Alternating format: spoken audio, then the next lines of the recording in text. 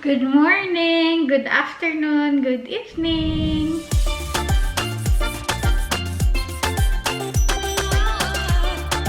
Today is Saturday. Ngayon lang pala ako nakapag-vlog this week. As in, wala talaga akong vlog for this week. As in, ngayon lang, today lang. Tamad yung katawan ko. Ewan ko ba, pagod na pagod siya. Kahit na wala naman akong ginawa talaga. So, pinagpahinga ko siya. Binabago ko yung working routine ko or routine ko sa sarili ko na pag pagod yung katawan ko, hindi ko ipapwersa yung katawan ko. Lagi ko na siyang ginagawa. Parang pinipwersa ko yung katawan ko kahit napagod na siya. Pinipwersa ko siyang magtrabaho.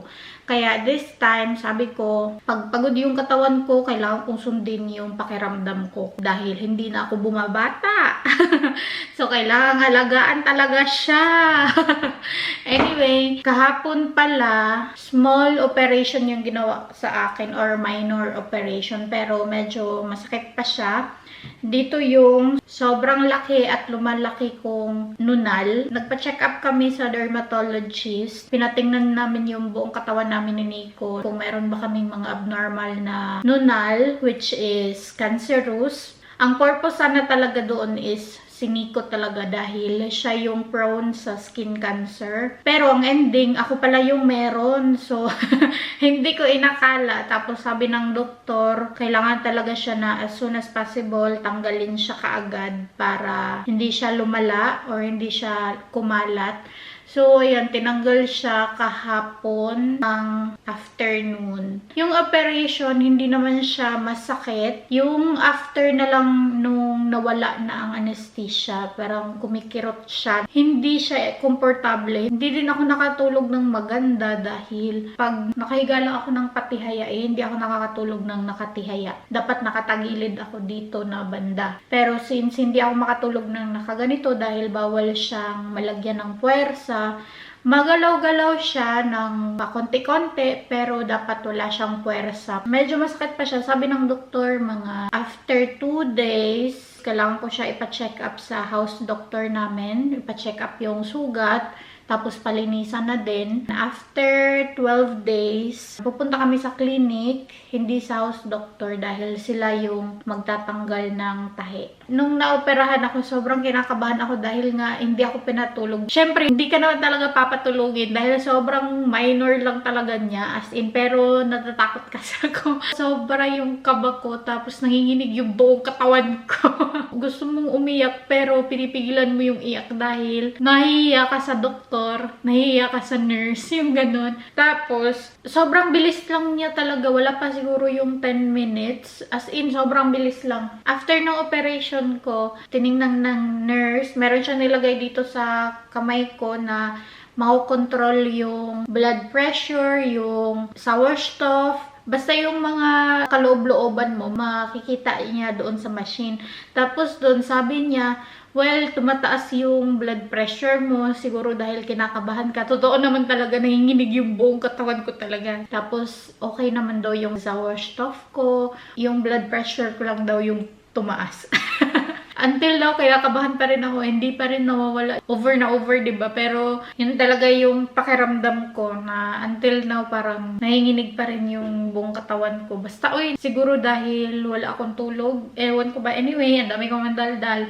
Mag-grocery kami ngayon ni Uma. Sasama ako sa kanya dahil yung tiyoy ni Nico nandito. Kinukuha niya yung mga gamit niya sa second floor. So, wala siyang time na sumama sa mama niya para mang-grocery. So, ako yung sasama kay Uma. Magpapalit lang ako ng bag dahil trip ko lang kasi kawawa yung mga bag ko hindi ko na gagamit. Dahil lately, ginagamit kong bag is ito lang. Hindi ko talaga to pinapalitan. Ito lang talaga yung ginagamit ko. So, now, nag-decide ako na palitan ko siya. Para naman magamit ang ibang bag ko. Meron lang ako ditong lipstick. Tapos, lip balm. Key holder ko. Dito yung susi ng sasakyan. Susi ng bahay, ang wallet ko, pamunas ng aking salamin, pero yung salamin ko naiwan ko doon sa itaas. Magdala akong panyo, Since hindi pa ready si Uma, mag-prepare lang ako kung ano yung mga bibilhin ko. So, ako yung magda-drive today. Okay naman yung kamay ko. Dapat lang pag nag-drive ako, isa kong kamay lang. Hindi pwedeng malagyan to ng puwersa. Kasi preskong-presko pa yung tahi. Censored.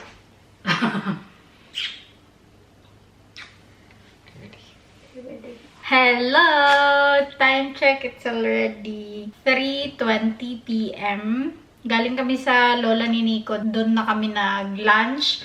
Hindi na ako nagdala ng camera dahil bawal din naman mag-vlog doon sa Globos. So, ayun. Anyway, sinundo ko si Uma ng 10 a.m. Natapos kami mag-grocery sa Globos ng 12. So, dumating kami sa bahay ni Uma ng mga 12:15, 12:20 something. Nagluto kami ni Uma ng meatloaf. Bumili kasi si Uma ng meatloaf sa Globos. So, yun yung lunch namin. Anyway, i-haul ko lang saglit ang aking mga nabili. Mix-mix na to. Galing sa Globos, sa Norma, sa DM. Medyo madami-dami ang napamili ko ngayon dahil 2 weeks din kaming hindi nakapang-grocery. Meron lang kami mga basic lang. Tapos, nagde-deliver din si Bian ng karne dito. So, meron kaming karne kahapon. Nag-deliver din ulit siya ng karne. Nasa ref na siya. At i-organize ko siya ngayon dahil kahapon wala akong time mag-organize. So, anyway, eto, bumili ako ng kitchen cleaner. Dahil last time bumili ako ng kitchen cleaner na wet tissue. Pero feeling ko kasi sobrang dami kong napoproduce na plastic. Kaya minabuti ko na ito na lang. Tapos, pamunas na lang dito yung gagamitin. Para magamit ko pa rin siya kahit na ilang beses. So, ito naman, sumaglit kami ni Oma sa bakery. Bumili akong tinapay para kay Nico. Ito naman, sa DM to siya. Ito siya sa Norma to nabili. Kumuha ako ng Britsen. Tapos ito, Britsen stick. Dalawa sana to, binigay ko kay Uma yung isa. Tapos tatlo to sana, pero binigay ko kay Uma yung isa dahil nung nag-lunch kami, kinain namin yung mga tinapay ni Uma. So, nag-iwan ako kay Uma ng tinapay. Tapos, croissant, tatlo. Lagay ko to sa freezer. Kumuha ako ng toast. Itlog. Ito siya, mga pamunas. Dalawa. Brochure. Dahon ng sibuyas. Dalawang cucumber. Gusto kong mag-shake. Cucumber shake. Goat cheese para kay Nico.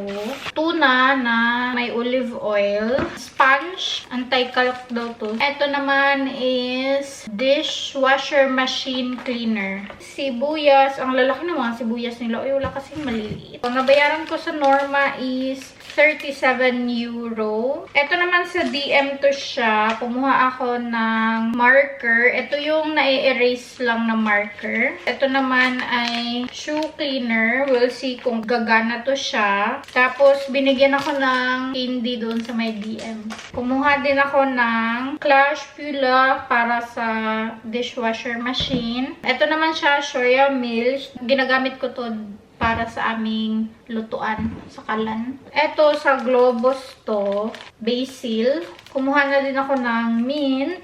Sa DM naman, kumuha ako ng tabs para sa dishwasher. Kumuha na din ako netong dalawang picture frame. Pang frame to sa picture ng lolo't lola ni Nico. Para naman maayos ko na yung altar. Toilet paper. Ay, ko. Eto sa Globos to siya. Bakit siya nabuksan? Binuksan to ni Nico talaga ay. Dito talaga siya kumuha ng tissue. Kigwahon. Another tissue. Kumuha ako ng isang talong. Toothpaste. Finally, bumalik na ang mga kalabasa. Ito, Hokkaido kalabasa. 4 na perasong carrots. Mais. Gusto kong magbulalo. Ay! Kabuang. Gusto ko daw magbulalo pero wala akong bulalo na meat. Ano ba yan? Kumuha ako ng cherry tomatoes. Masarap yan siya papakin. Kamatis. Gusto kong magsinigang ulit. Garbage bag. Dalawa to eh. Beans. Paprika powder. Himalayan salt. Patatas. Mini watermelon. Tingnan nyo, mas malaki pa yung ulo ko kaysa sa watermelon. Next naman, ito sa Globos pa rin to. Pero eto, sa Asian store to, kumuha ako ng anti-liner. Ito yung isang garbage bag. Spitz Cool. Cabbage to siya na naka-ganyan ba. Kumuha ako ng brioche. Hindi ko alam kung bakit ako kumuha niyan. Bell pepper, bananas, penny noodles, atay ng manok. Gusto ko mag-adobo. Mouthwash, broccoli at saka cabbage. Gusto kong mag-chop suey ulit. Deodorant ni Nico. Last but not the least, kumuha ako ng cabbage salad para kay Nico. Kumuha ako this time ng Yakult. Namiss ko ang Yakult. Vanilla ice cream na vegan. Butter. Pork steak. Ito siya, marinated to siya sa paprika. Ito naman ay marinated sa pepper. Kumuha ako ng paa ng baboy at saka buto-buto. Hugasan ko muna yan siya bago ko ilagay sa freezer. Meron pa pala. Ito naman, pang last pala to siya. Dumaan kami sa Asian store. Pero nakalimutan ko ang lumpia. Lumpia wrapper yung aking sadya. Pero ito yung mga nabili ko. Meron akong pansit canton, seaweed, snacks, green papaya, okra. Isa na lang kasi natira. Isang sinigang mix, fried chicken mix or breading mix. Mukha akong ramen. Ito siya is Nongshim super spicy. Ito naman ay Niyogori ramyun, seafood ramyun, champong, then Shinka. Wala ng gin ramen. Sabi ni RC sa kanila din wala na. Nabayaran ko sa Asian store ay 29 euro. Ang nabayaran ko sa DM is 27 euro. Nabayaran ko naman sa Globos is 78 euro. Oh my God. Uy, Diyos ko Lord, tabang. Anyway, arrange ko lang to lahat dahil nagkalat siya dito.